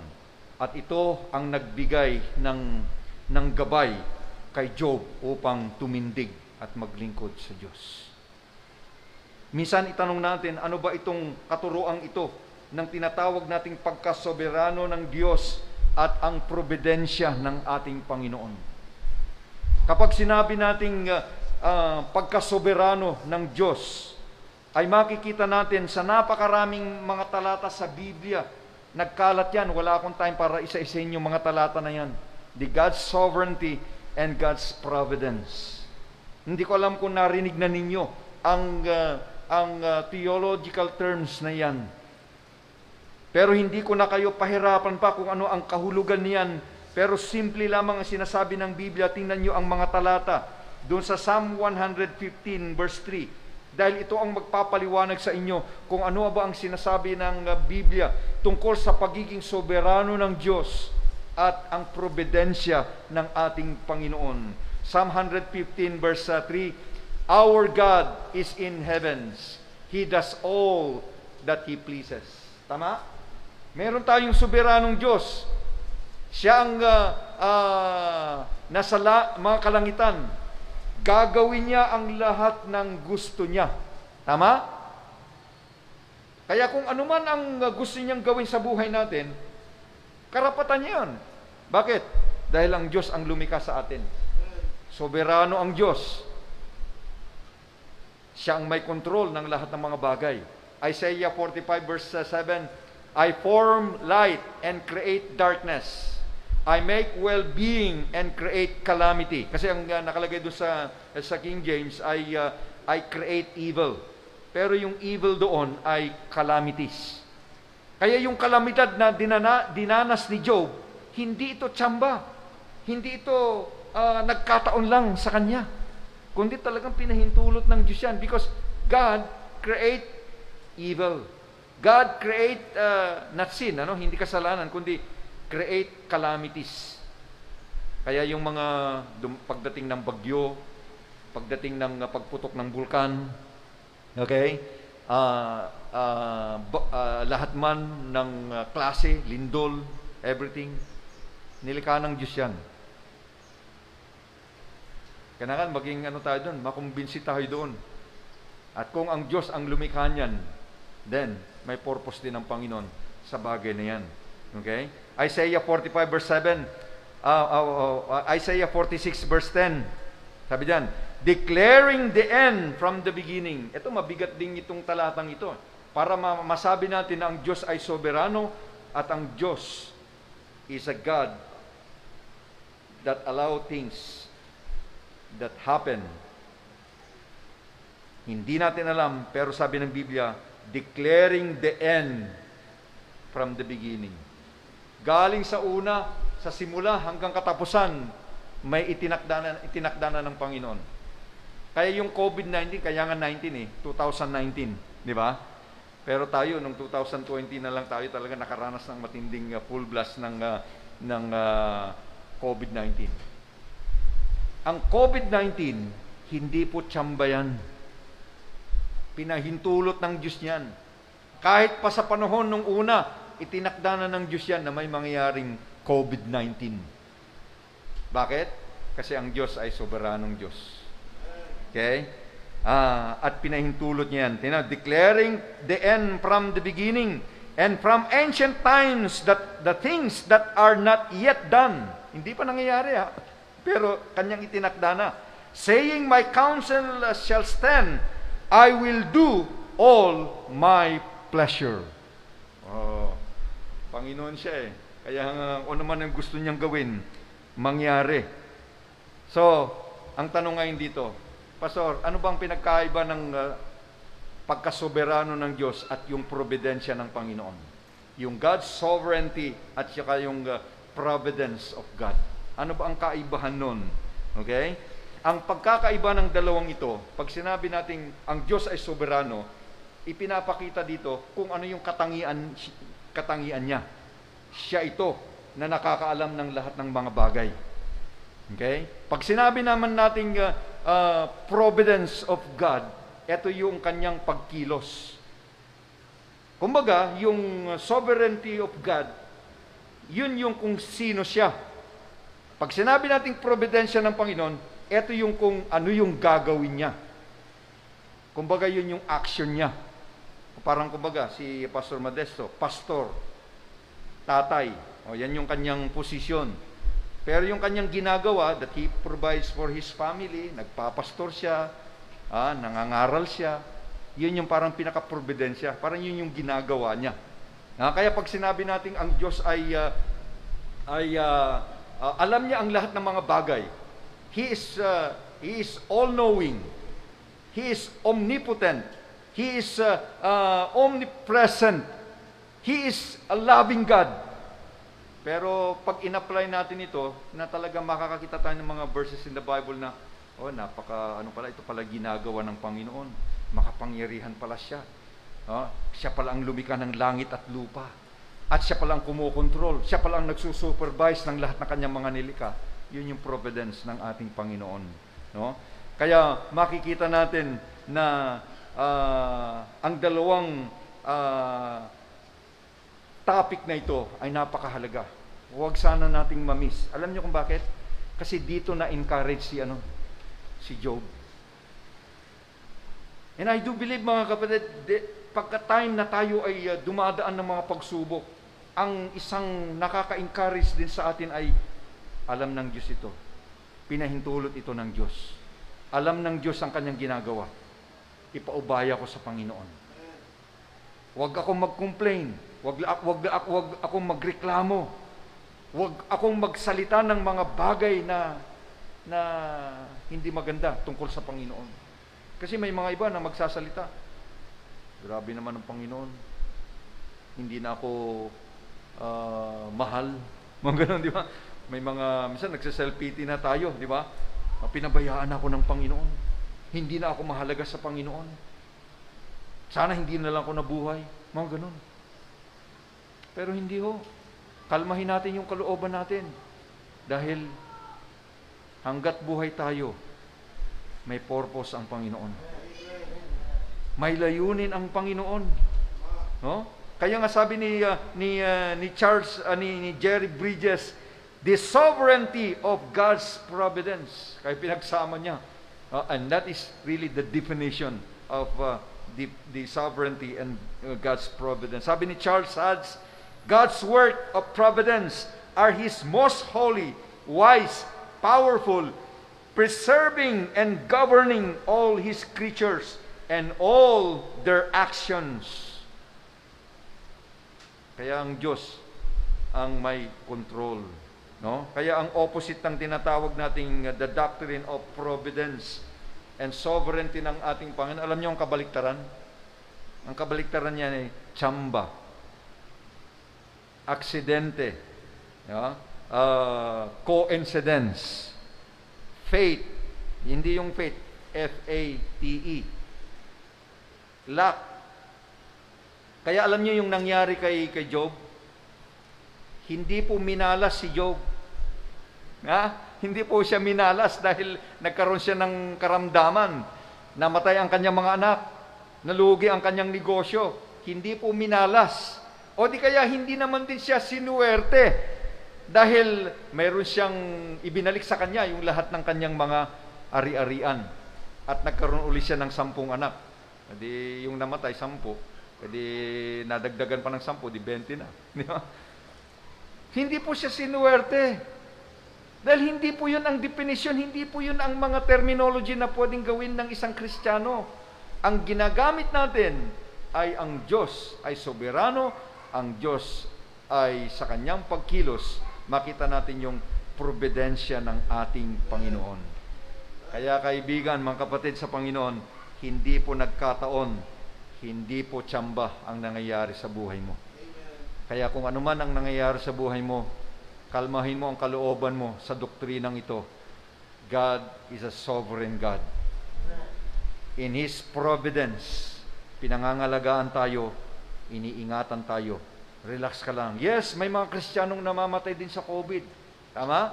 Yes, may mga Kristiyano ding nalulugi sa kanilang mga negosyo. Yes, may mga Kristiyano din na talagang dumadaan ng mga matitinding pagsubok. Pero kahit pa sa pinakamatinding pagsubok na dinaanan mo, buhay ang Diyos. Nakikinig siya, nakikita niya. Aware ang Panginoon sa nangyayari sa buhay natin.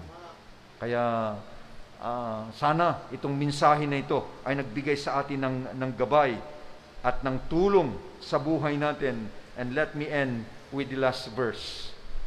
Gusto kong gamitin ito bilang isang huling talata para hindi lang Old Testament. Ang akala natin, Old Testament lang yan, sinasabi mo, Pastor.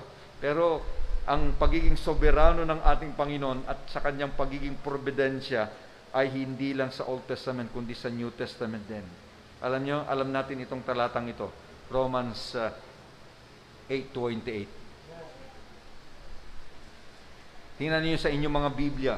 Romans 8:28. Sabi doon, and we know that all things work together for good. To them that love God, to them who are called according to His purpose. Kita niya? O, isa-isahin natin. We know. Alam natin. Hindi yung nagmamaang-maangan tayo. Alam natin yan. Alam natin na ang lahat, tingnan nyo, all. So, ibig sabihin, paano mo i-qualify yung all? Huwag mong sabihin na konti lang. Hindi mo pwedeng sabihin na ito lang ang mga nangyayari sa buhay ko na nagkalakip-lakip para sa ating kabutihan. Hindi ho. Lahat ng nangyayari sa buhay natin. So isama mo na diyan si Mr. COVID. Isama mo na yan yung mga sino sa inyo ang nawalan ng trabaho? Isama mo na diyan. Yung panghihina ng negosyo natin, mukhang lahat naman nata huminan eh. Ang kumikita lang ngayon ay yung mga negosyante ng face mask tsaka face shield. Di ba? Kitang-kita sila, no? Oh. Isama mo na diyan yung anumang mga karamdaman na dumating sa katawan mo. Financially, maaring hirap tayo. Isama mo na diyan. Pag inisa-isa pa natin ito, abutin na tayo dito ng umaga. Kaya sabi diyan, and we know that all things work together. Ngayon, para saan ba 'yon? Para sa ating kabutihan. 'Yon. Sa Paul. Para sa ating, Pastor, para sa aking kabutihan ba 'yun bumagsak na yung negosyo ko? Para sa kabutihan ko ba 'yun nawalan na ako ng trabaho o nagkaroon ka man ng trabaho, pero sabi ng amo mo, 3 beses ka na lang sa isang linggo, nabawasan pa. Diba? Hindi nabawasan yung sweldo mo ngayon. Diba? Pastor, para sa kabutihan ko ba yun Sobra nitong nangyayari sa akin. Oo, paniwalaan mo ang Biblia kaysa sa isip mo. Dahil sabi ng Biblia, all things work together for good. Ano sabi ang kasunod? Para kanino ito? To them that love God. Para sa mga mananampalataya pala ito. Kasi sa mga walang relasyon sa Panginoon, hindi nila naintindihan yan. Akala nila, malas, swerte. Pero sa ating Kristiyano, lahat pala na ito itinakda ng Diyos. Para sa kabutihan ko pala ito. Para sa akin pala na nagmamahal sa Diyos. O mahal mo bang Panginoon? Kristiyano ka ba? Yan ang sinasabi ng Biblia. To them who are called according to His para sa kanyang layunin pala. So lahat pala nangyayari sa buhay natin, hindi lang para sa ating kabutihan, kundi para sa kanyang layunin. Para sa ano ba yung layunin niya?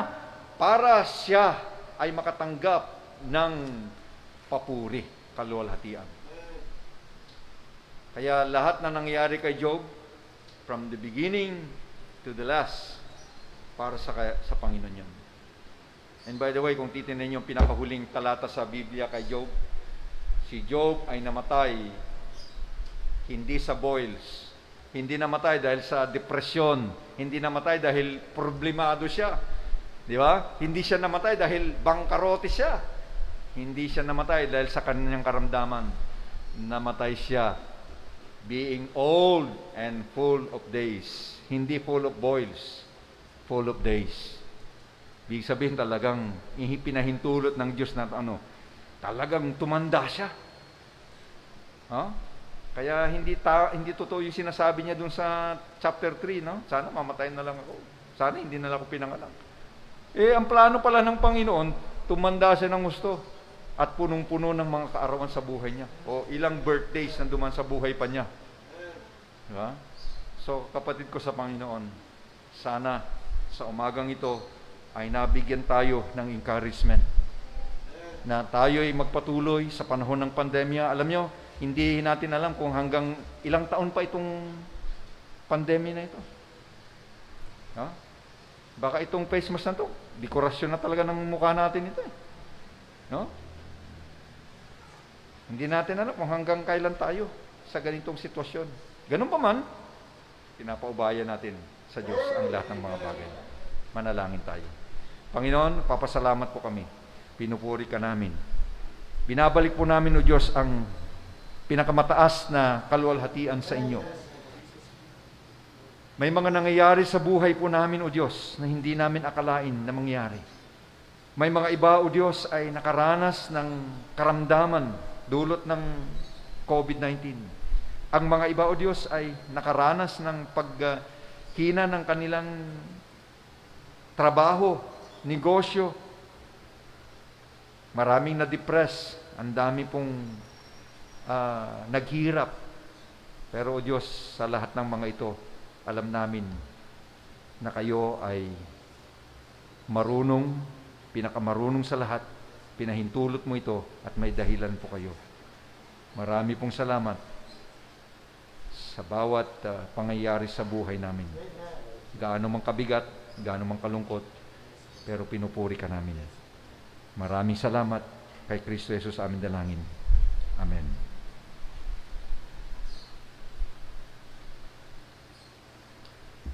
Amen. Salamat po, Pastor. Na-bless ba kayo? Marami sa atin. Hindi natin alam kung anong mangyayari sa atin itong paano ng pandemya. Hindi natin alam kung anong gagawin natin. Pero isa nakita natin, merong Diyos na kumikilos. Amen. Kahit anong kalagayan mo, merong Diyos na kumikilos. Sa bawat isa sa atin, bakit niya pinahintulot? Meron siyang plano. Amen. Kaya nung ako'y nagka-COVID, isa lang nasabi ng mag-asawa, ito yung kalooban ng Diyos, tanggapin natin. Amen. Di ba? Ngayon kuha ng Panginoon may layo na. Salamat, Pastor. Talagang nakapagbigay kalakasan sa bawat isa sa amin. Yung ngalan talagang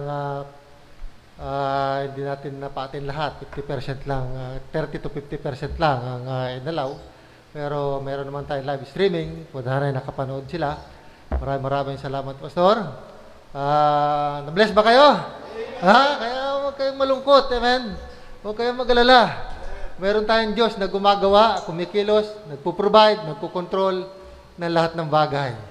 Kaya, purihin po ang ating Panginoon. Salamat sa message. Basta't tayo ay tumindig at maglingkod. Magpatuloy sa ating paglilingkod sa Diyos at katapatan natin sa ating Panginoon.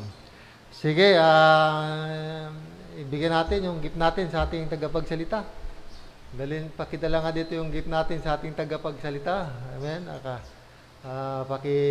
Pastor, ito yung aming nakayanan. Mga kapatid, alam ko we are in pandemic, pero marami sa atin. Nag-commit po tayo at halos pumasok naman lahat. Meron lang mga ilan na hindi pumasok. Okay, tanggapin niyo po, Pastor. Meron pang number 2 yan, Pastor. Okay, so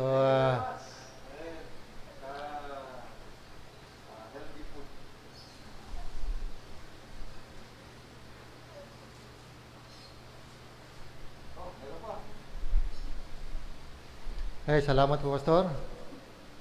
Okay, so, purihin ng Panginoon. Sige.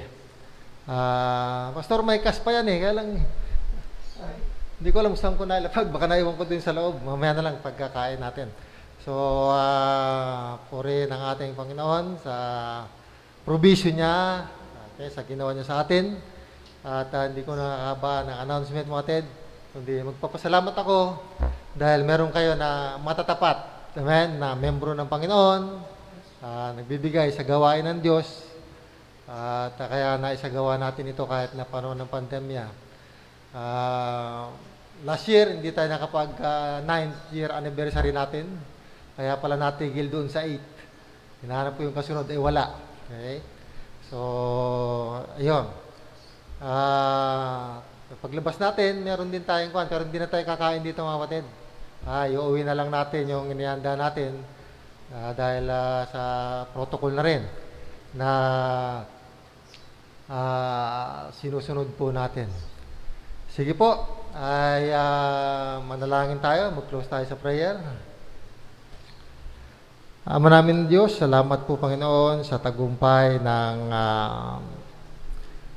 pagsambang ito para sa iyo at pag-celebrate ng patuloy anibersaryo ng gawain ito, dakilan Diyos na binigay niyo po sa amin.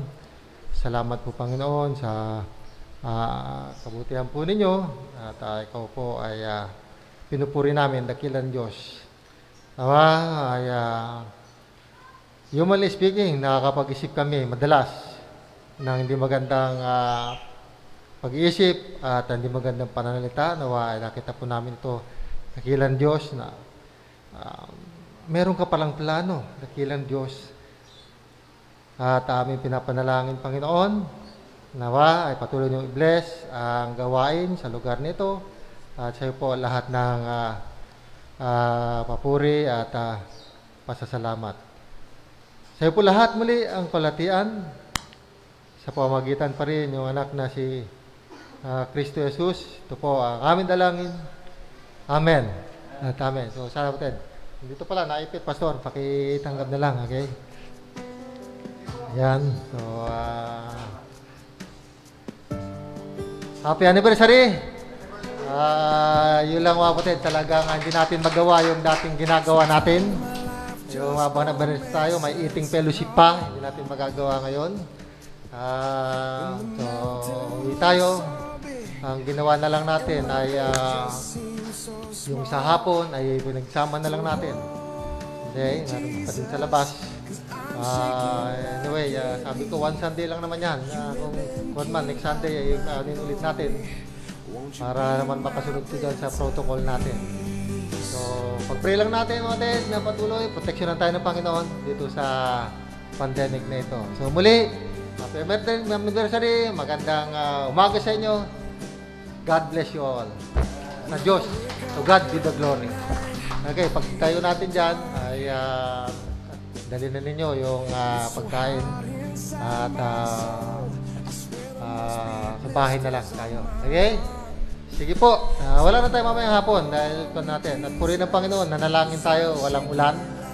Amen? Ang siyempre tayo, ilang araw nag-uulan hanggang kahapon, ulan. Kaninang maga, umuulan.